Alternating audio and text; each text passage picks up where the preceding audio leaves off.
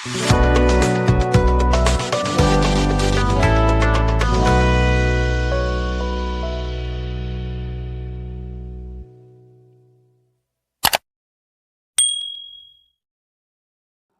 Welcome back सभी को मेरे इस यूट्यूब चैनल किक सुबंधु में। तो बात करेंगे आईपीएल को लेके। बहुत सारे आईपीएल को लेके रूमर्स चल रहे हैं, बहुत से खबर चल रहे हैं। But I think last time हमने जब वीडियो बनाया था तो आई थिंक आईपीएल मीटिंग के बारे में ही बात किया था कि रिटेंशन को लेके एक तरह से मीटिंग होने वाली है, कितने नंबर ऑफ रिटेंशन अलाउ होंगे, कितने आरटीएम्स यूज़ करने को मिलेंगे, क्या इम्पैक्ट प्लेयर रूल को एक तरह से रखा जाएगा कि नहीं। आई थिंक और भी कुछ एक दो पॉइंट्स थे जिसके बारे में हमने बात की थी, और अभी भी उस पर देखो ऑफिशियल कन्फर्मेशन जो कि एक तरह से आना बाकी है, तो उसका हम इंतज़ार करेंगे। ये जो छोटे मोटे र्यूमर्स चलते हैं उसके बारे में बात नहीं करेंगे। बट आई थिंक एक दो और खबर थी जो कि थोड़े से अलग भी हैं और थोड़े से इंटरेस्टिंग भी है, तो उसके बारे में बात करेंगे। सबसे पहले तो देखिए, आई थिंक एमएस धोनी को लेके आई थिंक काफ़ी चर्चा हो रही है इस वक्त। वो थोड़े से सेंटर ऑफ डिस्कशन हो चुके हैं, तो उनके बारे में बात करेंगे। क्योंकि जब भी एक तरह से आईपीएल का एक तरह से नेक्स्ट सीज़न आता है, और हमने ये पिछले 2-3 सीज़न से देखा है, तो उनके रिटायरमेंट को लेके जो अफवाहें हैं वो एक तरह से चलने लग जाती है। मीडिया में काफ़ी चलता है एक तरीके से, और फैंस के बीच भी, कि ये एमएस का आखिरी सीज़न होने वाला है, तो लेट्स गेट टुगेदर एंड उनको चीयर करते हैं। उनके फेयरवेल के एक तरीके से जो मैचेस हैं उसको एक तरह से एंजॉय करते हैं। बट हर बार ये होता है कि एमएस उसको एक तरह से सस्पेंस रख के छोड़ देते हैं। कभी डेफिनेटली नॉट बोलते हैं, तो कभी ये बोल देते हैं कि I have not left yet. तो बहुत से आए थे उनके स्टेटमेंट्स वायरल हुए हैं जो आई थिंक वो पोस्ट मैच इंटरव्यूज़ में देते थे। हालांकि अभी तो वो कप्तान नहीं है सीएसके के, तो वो भी एक तरह से अपॉर्चुनिटी नहीं मिलती है। बट आई थिंक एमएस के साथ वो चीज़ हमने देखी है कि वो पब्लिकली आके एक तरह से बोलते नहीं हैं। वो खुद से डिसाइड कर देते हैं कब उनको एक तरह से अनाउंस करना है। फिलहाल अगर आप देखो तो आईपीएल तो कुछ टाइम पहले एक तरह से ख़त्म हुआ था, बट अभी तक एक तरह से कोई रिपोर्ट्स नहीं थी। एंड जो मैंने एक तरह से आपको बताया भी था पिछले वीडियो में, कि उन्होंने बताया था कि पहले आप बीसीसीआई को एक तरीके से जो नंबर ऑफ रिटेंशन है उसके बारे में बात करने दो, और उसके बाद ही मैं एक तरह से डिसाइड करूँगा और अपने जो फ्रेंचाइजी उसको बोलूँगा। तो उन्हीं के बारे में फिर से एक तरह से चर्चा होने लग गई है। एक जो आई थिंक मैंने पिछले वीडियो में भी बताया था कि जो एक रूल था जो कि एग्जिस्ट कर रहा था, बट पिछले 3 सीज़न से उसको एक तरह से गायब कर दिया गया है। जो मतलब अनकैप्ड प्लेयर वाला रूल है कि अगर कोई प्लेयर 5 साल पहले रिटायरमेंट ले चुका था और अभी वो कंटिन्यू कर रहा है बतौर आईपीएल प्लेयर, तो उसको अनकैप्ड कैटेगरी में ऐड किया जा सकता है, जिससे कि उसकी प्राइस जो कि वो थोड़ा सा कम हो जाएगी। तो उससे फ्रेंचाइजी को एक तरह से फ़ायदा ही मिलेगा। तो आई थिंक पहले तो खबर यही थी कि चेन्नई सुपर किंग्स जो मैनेजमेंट है वो चाहते थे आई थिंक ये रूल में बदलाव हो। बट आई थिंक अभी शायद उनके जो सीईओ है उन्होंने कहीं पे शायद स्टेटमेंट दी है कि हमने तो ये चीज़ नहीं बोला था, ये तो बीसीसीआई ने खुद से एक तरीके से अपना एक तरह से राय रखा है। तो अब देखो इसमें कौन सही है कौन एक तरीके से गलत है हमें पता नहीं है, या किसका एक तरीके से ये प्लान है हमें भी पता नहीं है। लेकिन इसमें अगर आप देखो तो फ़ायदा तो आई थिंक सभी का ही होगा। इसमें अगर सपोज़ कि एमएस धोनी चाहते हैं कि मैं आगे कंटिन्यू करूं, एक और सीज़न में खेलूं, तो डेफिनेटली इस रूल के तहत वो खेल सकते हैं, उनको कोई प्रॉब्लम नहीं होगा। और मेरा ये भी मानना है कि अगर ये चेन्नई के जो मैनेजमेंट है उसने एक तरह से प्रपोज़ किया है एक तरीके से ये जो मांग है, तो उसमें कहीं ना कहीं एमएस का भी डिसीजन रहा होगा। उन्होंने भी शायद आई थिंक ये चीज़ स्पष्ट कर दी होगी चेन्नई के मैनेजमेंट को कि आप मुझे सबसे कम प्राइस में एक तरह से रिटर्न कर सकते हो। अगर वो चीज़ नहीं होती है तो फिर मैं आगे कंटिन्यू नहीं करना चाहूँगा। तो आई थिंक शायद उनसे डिस्कशन हुई होगी, और शायद इस चीज़ पे उन्होंने एक तरह से हामी भरी होगी, तभी जाके सीएसके की मैनेजमेंट ने ये सोच के बारे में बताई होगी बीसीसीआई को। या फिर अगर ये बीसीसीआई की तरफ से एक तरह से आया है तो उन्होंने भी शायद वो चीज़ सोची होगी कि हमें शायद एक तरह से यहाँ पे रिटर्न ना होना चाहिए बड़े प्राइस के ऊपर। तो उन्होंने शायद ये सोच रखा होगा कि हम इस रूल को अगर लाते हैं तो हो सकता है एमएस धोनी एक और सीज़न खेलने के लिए तैयार हो जाए, क्योंकि उस पर पैसों का उतना एक तरह से फ़र्क नहीं पड़ेगा, और वो ईजिली एक तरीके से चेन्नई मैनेजमेंट के द्वारा रिटेन हो जाएंगे। अब इसमें देखो जैसा ही कहा कि सभी का फ़ायदा है, तो एमएस का तो मैंने आपको बोल लिया कि अगर वो खेलना चाहते हैं कि this is the best way, actually वो एक तरह से बिना चेन्नई को प्रॉब्लम में डालते हुए खेल पाएंगे। क्योंकि क्या होगा, सपोज़ कि अगर ये रूल नहीं आएगा, अगर उनको रिटर्न करना होगा एमएस को, तो बतौर नॉर्मल प्लेयर वो रिटर्न करना पड़ेगा। तो वहाँ पे देखोगे तो हो सकता है कुछ पैसे उनको एक्स्ट्रा देना पड़े। अब ऐसा नहीं कि चेन्नई की मैनेजमेंट उनको पैसे नहीं दे सकती, वो दे सकते हैं, सबसे बड़ा उनका सुपरस्टार है, तो पैसे की कोई प्रॉब्लम नहीं होगी। बट ये है कि आप जब मेगा ऑक्शन में जाते हो तो फिर आपको अदर प्लेयर को भी एक तरह से खरीदना होगा, तो फिर उसके लिए भी पैसा चाहिए, और सर्टन अमाउंट ऑफ आपको एक तरीके से पर्स है वो एक तरह से मिलेगा। तो ऐसे में आप चाहोगे कि उसको बहुत ही वाइजली यूज़ करो। तो आई थिंक कहीं ना कहीं ये जो पैच है वो एक तरह से एमएस के केस में आएगा। और अगर वो खेलना चाहते हैं तो फिर उनकी क्या सोच है रिटेंशन को लेके, क्या वो रिटेन होना चाहते हैं, किस नंबर पर वो रिटेन होना चाहते हैं, ये सब भी एक तरीके से क्वेश्चन में आएगा। तो लेकिन अगर हम बाकी दोनों पार्टीज की भी एक तरीके से जो फ़ायदा है उसके बारे में बात करें तो देखिए, चेन्नई सुपर किंग्स वो तो हमेशा चाहेंगे कि एम एस धोनी किसी भी रूप में उनके साथ जुड़े रहें। और अगर वो बतौर प्लेयर खेलते हैं तो फिर क्रेज़ तो अलग ही लेवल का होता है।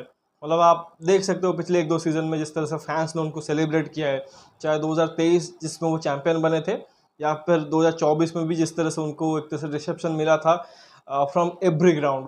तो आई थिंक उनके लिए जो सपोर्ट रहता है फैंस के अंदर, इवन दूसरे टीम के जो फैंस है वो टर्न आउट कर जाते हैं एम एस धोनी के समय कि हम एम एस के फ़ैन हैं, हम थला का फ़ैन हैं।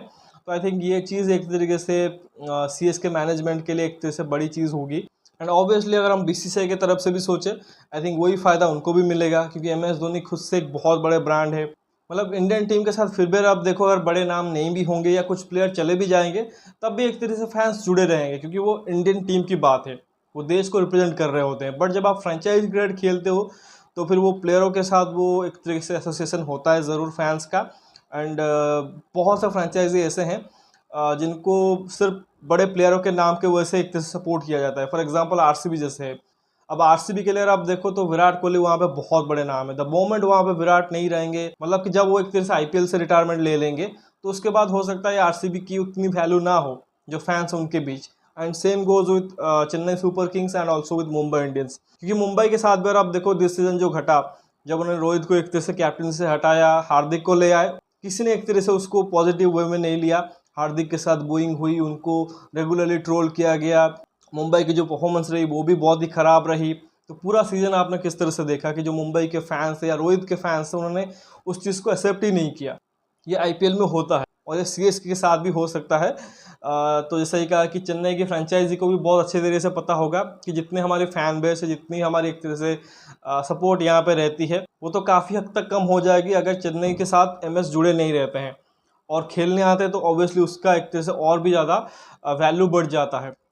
एंड वही जो एक तरह से वैल्यू है वो बीसीसीआई को भी एक तरीके से बहुत सारा पैसे कमाने भी एक तरह से मदद करता है कि जब चेन्नई का मैच होता है, एम एस धोनी खेलने जाते हैं, तो फिर फैंस का जो नंबर है वो बढ़ जाता है। तो वहाँ से अगर आप देखो जो टिकट से पैसे की कमाई होती है वो बहुत ज़्यादा होती है।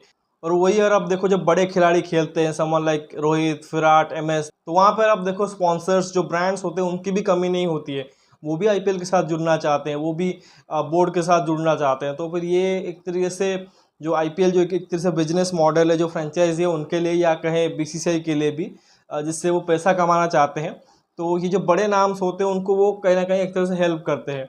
द मोमेंट ये नाम एक तरह से आपको नहीं दिखेंगे, फिर आईपीएल का थोड़ा सा जो क्रेज़ है वो थोड़ा सा आपको घटता हुआ दिखाई देगा।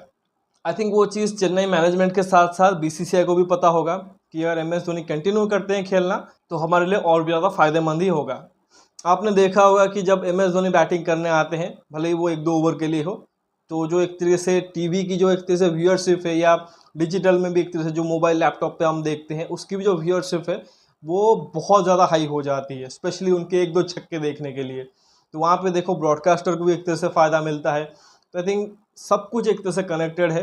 तो इसलिए अगर आप देखो, अगर ये बड़े नाम एक तरह से खेलते रहते हैं तो हर किसी को एक तरह से फ़ायदा है। और ऑब्वियसली जैसा ही कहा कि सबसे बड़ी इंपॉर्टेंट चीज़ है कि इमोशनल कनेक्शन जो होता है, क्योंकि चेन्नई का जो नाम बना है या मुंबई का जो नाम बना है वो इसी वजह से बना है कि रोहित शर्मा और एम एस धोनी जैसे प्लेयर वहाँ पे खेले हैं, वहाँ पे कैप्टनसी की और ट्रॉफी जिताई है। इवन आप आरसीबी को देख लो, भले उन्होंने ट्रॉफी नहीं जीती है बट उनका क्रेज़ भी कहीं से एक तरह से कम नहीं होता है, बिकॉज अब जो बड़े प्लेयर्स वहाँ पे भी खेले हैं, चाहे विराट कोहली हो, एबी डिविलियर्स हो, या क्रिस गेल हो, और सबसे बड़ा सुपरस्टार तो जैसा ही कहा कि विराट ही हैं।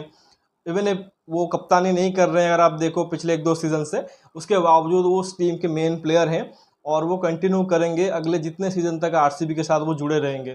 तो विराट कोहली के नाम से अगर आप देखो आरसीबी की जो सारी की सारी फैन बेस है वो चलती है। तो आई थिंक ये काफ़ी इम्पैक्ट डालता है फैंस के अंदर भी। तो उसी वजह से मुझे लगता है कि चेन्नई सुपर किंग्स उतना एक तरीके से वो सोच नहीं रही होंगे कि एम एस धोनी को हमें मतलब बतौर मेंटोर देखना चाहिए। जब तक एक तरह से वो अवेलेबल हैं, खेलना चाहते हैं बतौर प्लेयर, वो सिर्फ 1-2 बॉल खेलने के लिए आए, वो हमारे लिए काफ़ी है। बस वही है कि क्योंकि आपको मेगा ऑक्शन की भी एक तरह से सोचनी पड़ेगी, तो उसी वजह से शायद वो जो थॉट है कि उनको अनकैप्ड लिस्ट में एक तरह से रख लेते हैं, तो आई थिंक उस वजह से शायद वो एक तरह से प्लानिंग कर रहे होंगे कि अगर ये रूल चल जाता है तो उसमें यही है कि अभी तक रूल क्योंकि एक तरह से लागू नहीं हुआ है, तो हो सकता है उसमें कुछ जो फेरबदल है वो भी हो सकते हैं, क्योंकि अभी तक जैसा ही कहा कि एमएस का जो 5 साल का एक तरीके से जो टाइम पीरियड है वो एक तरह से पूरा नहीं हुआ है। दैट मीन्स अगर वो खेलते हैं तो फिर आपको हल्का सा जो रूल है उसमें बदलाव करने पड़ेंगे। तो लेट्स सी कि आगे क्या बीसीसीआई एक तरीके से ये चीज़ है जो कि एक तरह से इम्प्लीमेंट करती है। लेकिन अगर ये चीज़ इम्प्लीमेंट होती है तो मुझे लगता है कि जो अदर फ्रेंचाइजी हैं और उनके जो फैंस हैं वो कहीं ना कहीं थोड़ा सा नाखुश ज़रूर होंगे, क्योंकि एक तो उन्होंने लॉजिक ये दिया था कि इतने बड़े प्लेयरों को आप अगर अनकैप्ड लिस्ट में डाल रहे हो तो फिर उनके नाम के साथ उनके जो ब्रांड है उसके साथ एक तरह से इंजस्टिस कर रहे हो, तो कहीं ना कहीं वो उससे खुश नहीं होंगे। बट यही है कि अभी डिसाइड होना बाकी है, एंड ऑब्वियसली हम जैसे जानते हैं कि हर एक फ्रेंचाइजी को मतलब उनके सोच को देखते हुए एक तरह से बीसीसीआई को फैसला लेना पड़ेगा। ऐसा ना हो कि आप सडन फ्रेंचाइजी की तरफ एक तरह से झुक जाओ। तो लेट्स सी कि क्या एक तरह से वो डिसीजन लेते हैं। बाकी जो आई थिंक एक दो खबर ये है कि आई थिंक लखनऊ के साथ हो सकता है कि जाहिर खान जुड़ सकते हैं, फॉर्मर इंडियन पेसर, और वो मुंबई इंडियंस के साथ भी कोचिंग ग्रुप में रह चुके हैं।